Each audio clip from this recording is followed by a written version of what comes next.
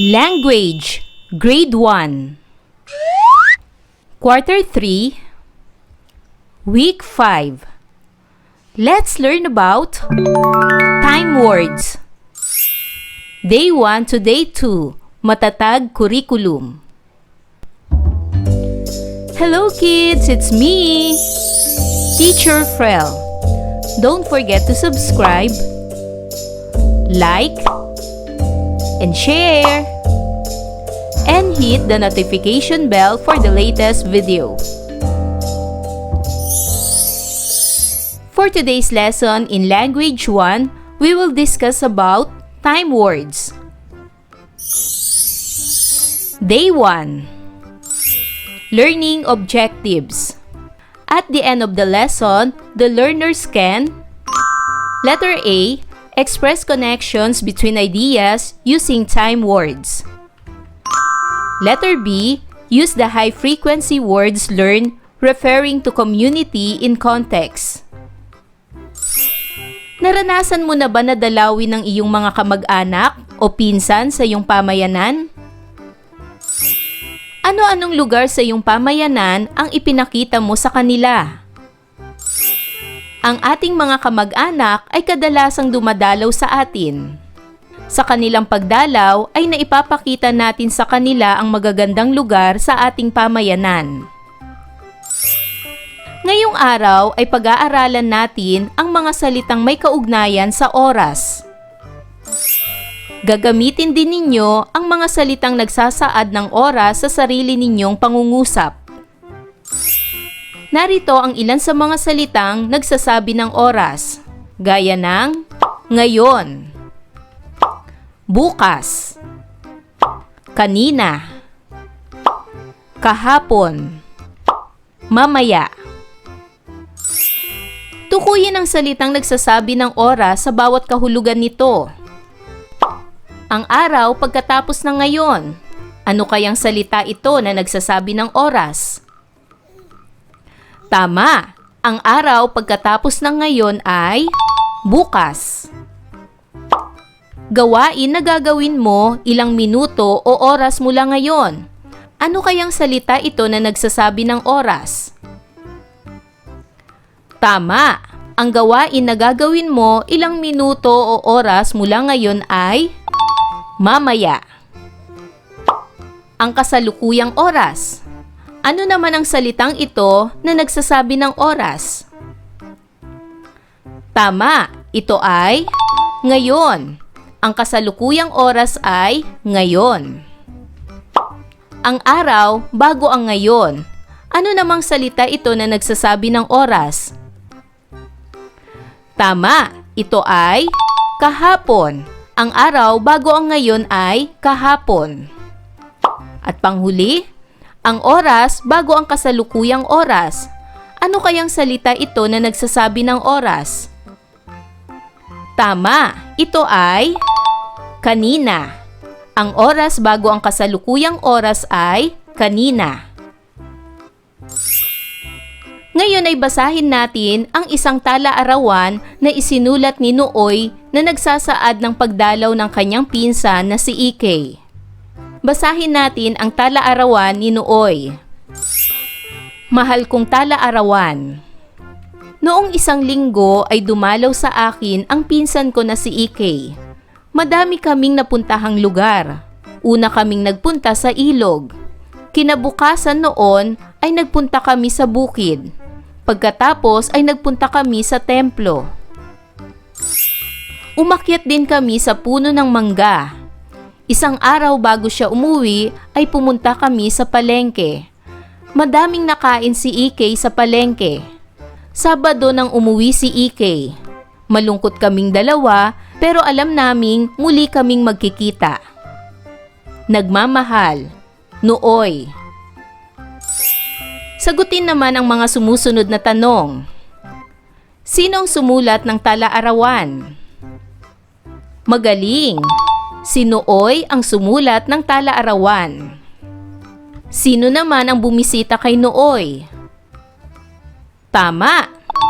Ang pinsan niya na si Ikey ang bumisita kay Nooy. Saan-saan sila pumunta sa kanyang pamayanan? Tama, sila ay pumunta sa ilog. Pumunta rin sila sa bukid. Pumunta rin sila sa templo. At pumunta rin sila sa palengke. Paano mo ilalarawan ang naging karanasan ni Ike sa pamayanan ni Nooy? Para sa aking kasagutan, sobrang saya ng naging karanasan ni Ike dahil marami silang pinuntahang lugar.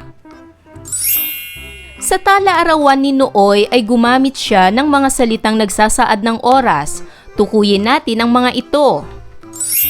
May mga salita na nagsasaad ng oras sa kasalukuyan, oras na naganap na, at oras na mangyayari pa lamang. Narito ang talaan ng mga salitang nagsasaad ng oras mula sa tala-arawan. Noong isang linggo, ibig sabihin nito ay tapos na. Kinabukasan, ibig sabihin nito ay mangyayari pa lamang o magaganap pa lamang. Pagkatapos, ibig sabihin nito ay natapos na. Noong sumunod na araw, ibig sabihin nito ay gagawin pa lamang. Ang mga ito ay nabasa natin mula sa tala-arawan. Ito ang mga salitang nagsasaad ng oras. Narito ang ilan pang halimbawa. Noong isang linggo ay naglinis kami ng buong bahay. Ang salitang nagsasaad ng oras ay noong isang linggo. Nag-aral ako ng mabuti kagabi at kinabukasan ay mataas ang nakuha kong marka sa pagsusulit. Ang salitang nagsasaad ng oras ay kagabi at kinabukasan. Naglaro muna kami sa parke at pagkatapos ay umuwi na kami. Ang salitang nagsasaad ng oras ay pagkatapos. Umulan ng malakas kagabi at noong sumunod na araw ay bumaha sa ilang bahagi ng barangay.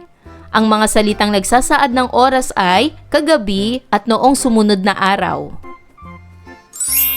Ang mga salitang mamaya at kahapon ay nagsasaad ng oras.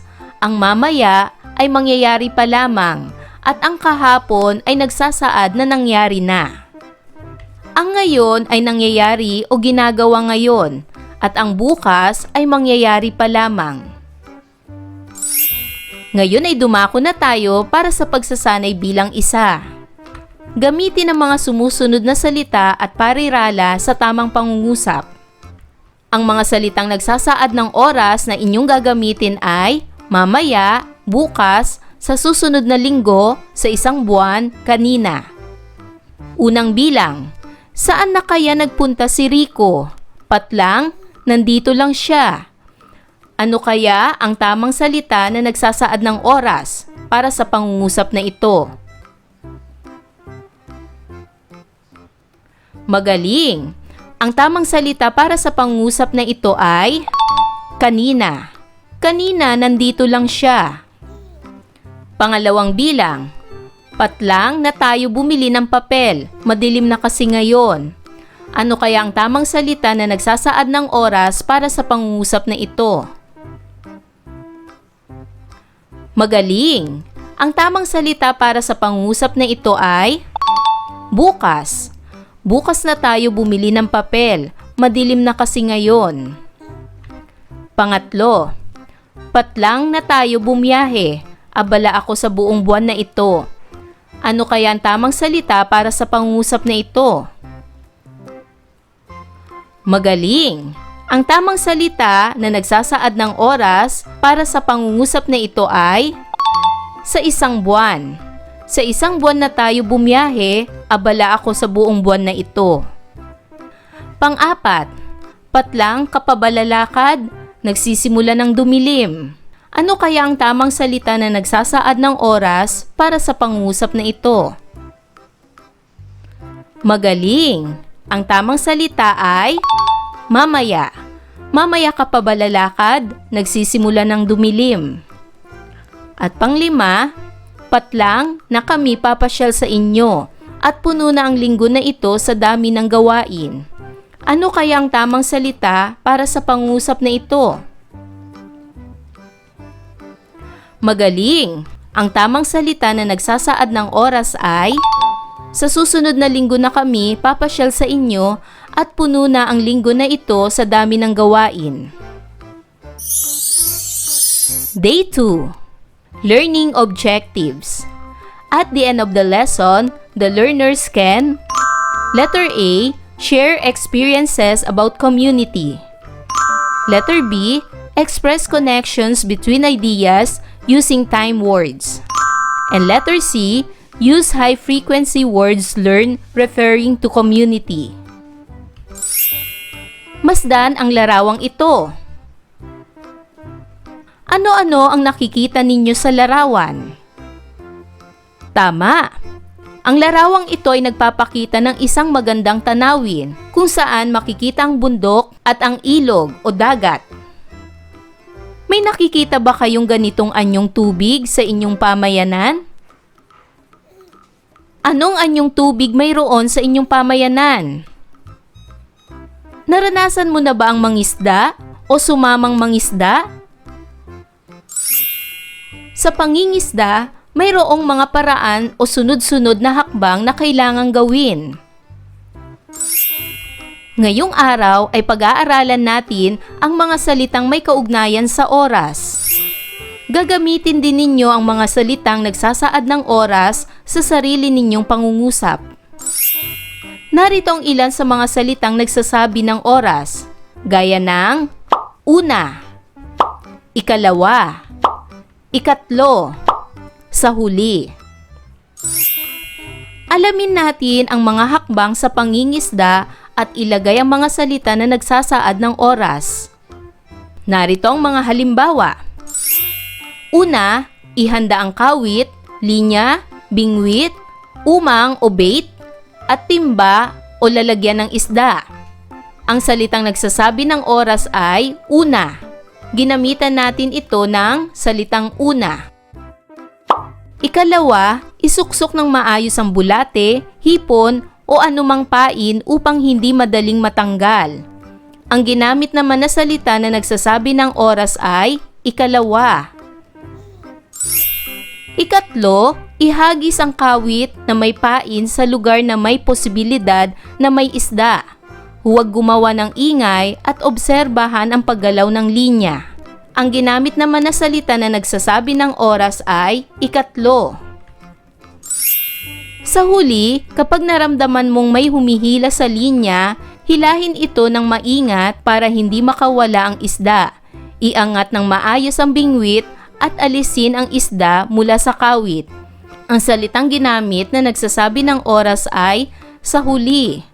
Gumamit tayo ng mga salitang una, ikalawa, ikatlo, sa huli. Dahil ang mga ito ay mga salitang nagsasabi ng oras at nagbibigay ng pagkakasunod-sunod ng gawain. Basahin natin ang isang tala-arawan na isinulat ng bata sa ating kwento tungkol sa araw niya ng pangingisda at mga nakita niya sa ilog. Basahin natin ng sabay-sabay ang tala-arawan. Mahal kong tala-arawan. Masaya ang araw na ito para sa mga tao sa aming pamayanan. Lahat ay handa ng mangisda. Una ay iginayak ng lahat ang iba't ibang gamit sa pangingisda. Mayroong gumamit ng lambat, buslo, bilao at pamingwit. Pangalawa ay sinalok nila ang tubig upang may mahuling isda. Ikatlo, iniahon nila ang panghuli kapag ito ay bumigat na. Sa huli ay inipon nila ang kanilang mga isda sa balde. Napakasaya talaga ng lahat. Sabik na mag-ihaw o magpaksiw ng mga nahuling isda. Nagmamahal, Titoy. Ngayon ay sagutin ang mga tanong. Ano-ano ang mga hakbang na ginawa ng mga mamamayan sa pamayanan ni Titoy sa pangingisda? Ano ang unang ginawa, ikalawa, ikatlo at huli? Narito ang mga hakbang na ginawa ng mga mamamayan sa pamayanan ni Titoy sa pangingisda. Una ay iginayak ng lahat ang iba't ibang gamit sa pangingisda. Pangalawa ay sinalok nila ang tubig upang may mahuling isda. Ikatlo, iniahon nila ang panghuli kapag ito ay bumigat na.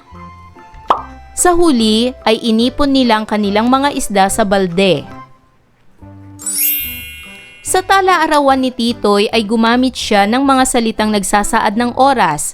Tukuyin natin ang mga ito. May mga salita na nagsasaad ng pagkakasunod-sunod sa pagganap sa kilos. Sa tala-arawan, ito ang una, ikalawa, ikatlo at sa huli. Ang mga ito ay nagsasaad ng pagkakasunod-sunod sa pagganap sa kilos. Nakita na ba ninyo ang inyong nanay na nagpipirito ng isda? Ano-ano ang wastong pagkakasunod-sunod ang kanyang ginawa? Para naman sa pagsasanay bilang dalawa, pagsunod-sunurin ang mga pangyayari at gamitin ang mga sumusunod na salita at parirala sa tamang pangungusap. Gamitin ang mga salitang nagsasaad ng kilos. Una, ikalawa, ikatlo sa huli. Ano kaya ang unang ginagawa kapag tayo ay magpiprito ng isda? Isulat ang una. Magaling. Una, linisin mabuti ang isda. Ano naman ang ikalawa? Magaling. Ikalawa, lagyan ng asin ang isda. Ano naman ang ikatlo? Magaling. Ikatlo, ilagay ang isda sa kumukulong mantika. At ano naman ang sa huli? Magaling. Sa huli, hanguin ang isda at ihain. Ayan mga bata, naunawaan niyo ba ang ating aralin sa araw na ito? Kung ganon, magaling! Mga bata, sana'y marami kayo natutunan sa ating aralin. Hanggang sa susunod na video lesson, paalam! Thanks for watching!